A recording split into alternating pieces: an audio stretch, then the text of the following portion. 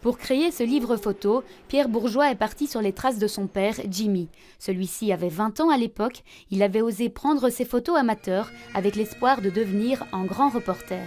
Les Allemands ont très vite interdit, non seulement ils ont muselé toute la presse, mais ils ont interdit toutes les photographies. Donc faire des photos à Bruxelles, c'était tout de même très périlleux parce qu'on risquait des peines de prison.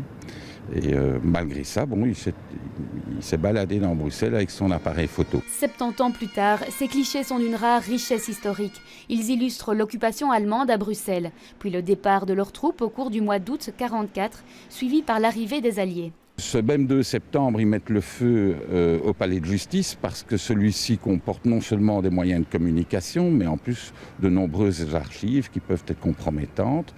Et le 3 septembre, c'est enfin l'arrivée des premiers chars qui arrivent par le boulevard d'Auschwitz.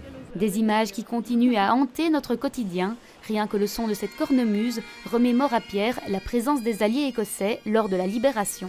Surtout dans l'image des gens qui ont été libérés, c'était tout de même le symbole de cette libération. La cornemuse, on l'a vu même au débarquement, il y avait des cornemuses qui jouaient sur les plages de Normandie.